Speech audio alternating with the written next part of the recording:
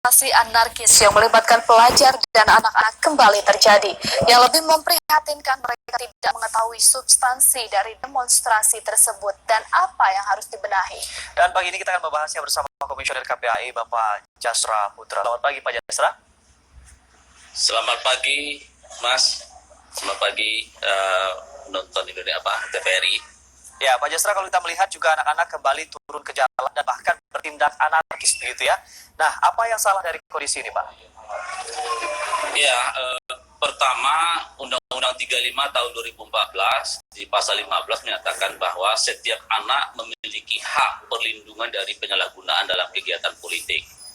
Kita tentu menyayangkan anak-anak kita. Dalam informasi semalam saya dapatkan dari Mabes Polri, ada 1.500 orang se-Indonesia terlibat dan dilibatkan di dalam demonstrasi beberapa hari belakangan.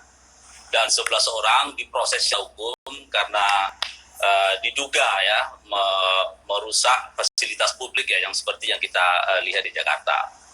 Lalu yang kedua, tentu situasi yang dihadapi oleh anak-anak kita, di mana mereka ada yang sebagian ikut dan ada yang dilibatkan karena informasi-informasi yang bersebaran di media sosial melalui ajakan WhatsApp, kemudian ada juga sebagian dari IG ya.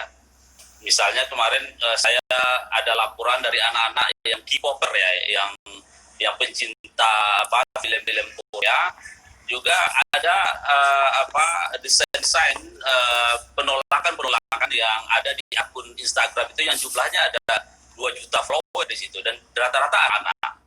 Jadi memang luar biasa ajakan dan derasnya informasi soal penolakan Undang-Undang Cipta Kerja ini, walaupun sebagian anak-anak kita sesungguhnya secara substansi dia tidak paham dengan undang-undang ini.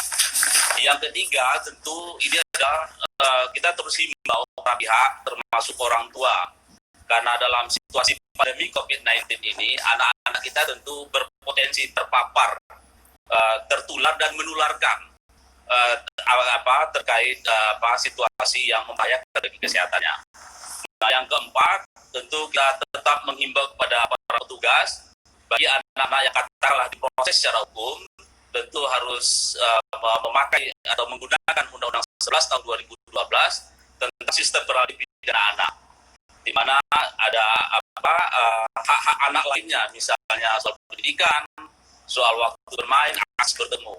Semalam kebetulan saya ada di Polda Metro Jaya, ada 5 anak yang diproses secara hukum, dan kita sampaikan kepada pihak kepolisian agar memastikan hak anak lainnya tetap terpenuhi.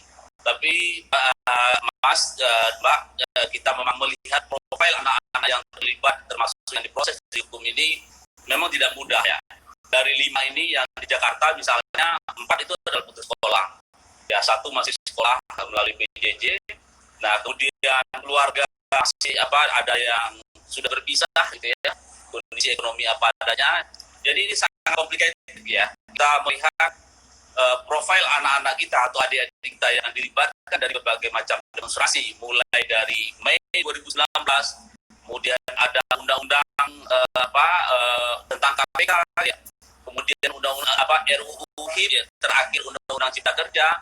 Memang profilnya hampir sama gitu. Sebagai mereka yang putus sekolah, kemudian orang tua sudah bercerai dan diasuh oleh nenek. Nah, oleh sebab itu ini adalah tanggung jawab kita bersama. Pemerintah dan pemerintah daerah harus melihat isu hulunya agar anak-anak ini tidak lagi dilibatkan atau terlibat dalam aksi-aksi kekerasan. Yang satu sih tentu di dalam Undang-Undang Perlindungan Anak dijamin ya, anak-anak itu setiap anak berhak untuk menyampaikan pendapatnya. Dan pemerintah daerah wajib mendengarkan dan menghormati. Tapi tentu tempat dan waktunya harus dicari secara tepat dan aman dan ini tentu melihat bagaimana kepentingan terbaik bagi anak gitu, Pak. Baik, Pak Jasra, apakah Anda melihat begitu ya Pak, langkah dari petugas keamanan ini sudah tepat dalam mengatasi ulah adik-adik yang nakal pada saat melawan petugas?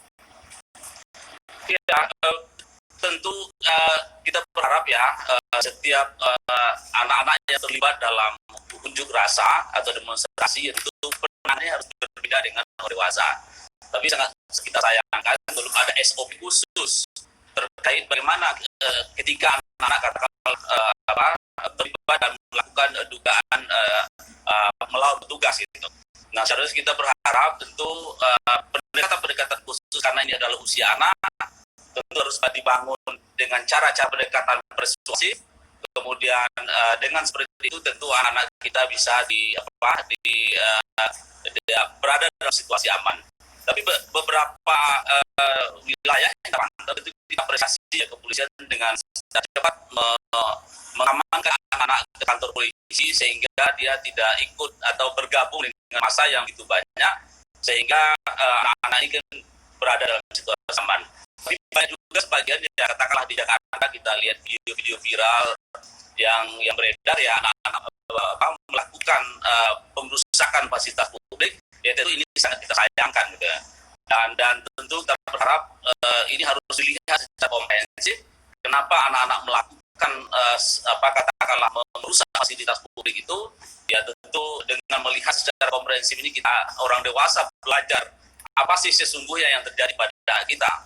Di satu sisi informasi soal kebijakan publik atau soal undang-undang sangat luar biasa, tapi di sisi lain anak-anak kita tertinggal untuk mendapatkan informasi secara baik, informasi yang layak, dan pada akhirnya mereka karena tidak mendapat informasi yang layak, dia terpapar dengan informasi-informasi yang sesungguhnya sangat sayangkan anak-anak kita melakukan tindakan perusakan dan perusakan. Iya, Pak Jasra melihat fenomena seperti ini sangat disayangkan jika anak-anak kita ikut turun ke jalan dalam aksi demonstrasi gitu ya. Nah, kalau kita menyoroti dari sisi lain selain lingkungan, apakah ada faktor lain yang salah gitu ya dari kondisi seperti ini tuh? Nah, selain maksud kami ada faktor lain yang turut memicu sikap sang anak. Iya, faktor lain tentu ajakan tadi, Mas. Misalnya ada video-video yang bersebaran yang luar biasa di IG dan termasuk di WhatsApp yang memancing dan memprovokasi anak-anak kita.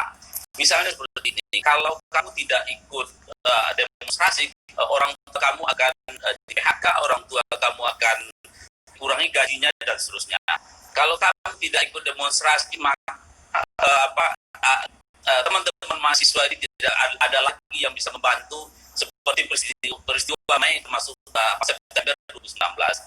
Jadi narasi-narasi yang provokatif ini masuk ke gadget anak-anak kita dan tidak banyak yang bisa menetralisir dari informasi hoax yang bertebaran itu. Nah, kemudian yang kedua, ajakan antar mereka itu akan sangat efektif ya. Kalau tidak mau ikut, kayak dibilang kemen, kemudian tidak mau ikut, tidak patriot dan seterusnya. Nah, dan ini tentu situasi-situasi sulit yang dihadapi oleh anak-anak kita. Di sisi lain tentu dia sedang mencari eksistensi dirinya. Tenaganya berlebih, pikirannya sangat luar biasa, tapi ruang dialog sangat terbatas gitu. Ada ruang dialog media sosial, ada ruang dialog melalui WhatsApp, tapi ruang dialog yang belum mampu untuk mencari jalan keluar. Bagaimana anak-anak kita ini tetap dalam situasi itu berkembang secara baik. Dan pada akhirnya dalam tanda petik ada pihak yang memanfaatkan situasi-situasi yang teruk ini, situasi-situasi yang pro dan kontra ini, dan pada akhirnya anak-anak kita berada dalam situasi korban, dan bahkan kita temukan dan bahkan kepolisian memproses mereka juga melakukan pelanggaran hukum yang sangat kita sayangkan gitu. Baik, Pak Jasra, selain tadi Anda menyebutkan ada faktor ajakan begitu ya Pak, faktor lingkungan dan juga latar belakang keluarga dari anak-anak ini sendiri, apakah Anda melihat sebetulnya ada semacam dendam di dalam jiwa anak-anak ini sendiri sehingga ketika ada kesempatan demonstrasi ini mereka langsung meluapkannya di situ? Ya, kalau kita lihat jiwanya anak, ya tentu tidak bisa kita stigma soal dendam ya. Tapi yang ada tentu banyak faktor atau variabel lain yang mempengaruhi gitu ya. Bisa soal temannya tadi yang sangat efektif gitu ya. Kemudian soal narasi video yang sangat luar biasa memancing anak-anak kita untuk terjun aksi ke lapangan gitu ya. Kemudian tentu anak-anak kita yang demo ini kan sedang mencari identitasnya. Kalau anak-anak anak-anak yang sudah menemukan identitas atau jati dirinya, ya tentu sudah selesai, kita akan mengambil sikap lain. Gitu. Tapi anak-anak yang masih katakanlah dari sisi pengasuhan apa adanya, sentuhan kasih sayang apa adanya, gitu ya.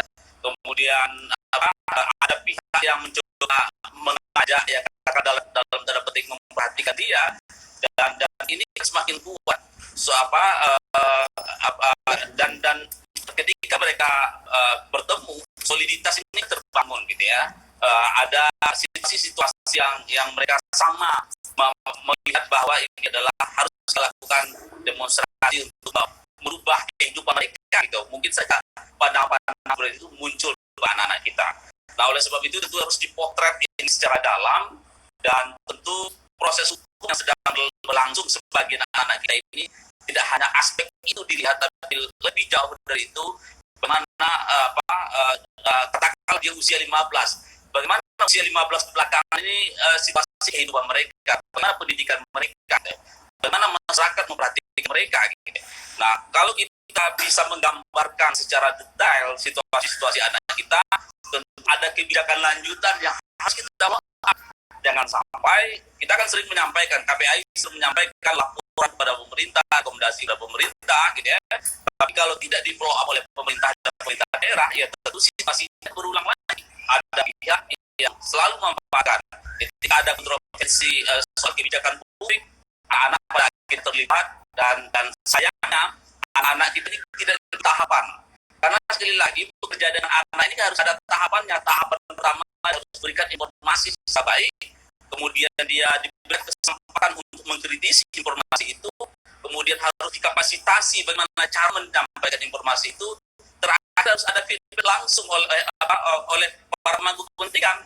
Nah, tahapan-tahapan ini kan tidak dilalui. Ujung-ujung anak-anak kita ini langsung demonstrasi. Nah, selanjutnya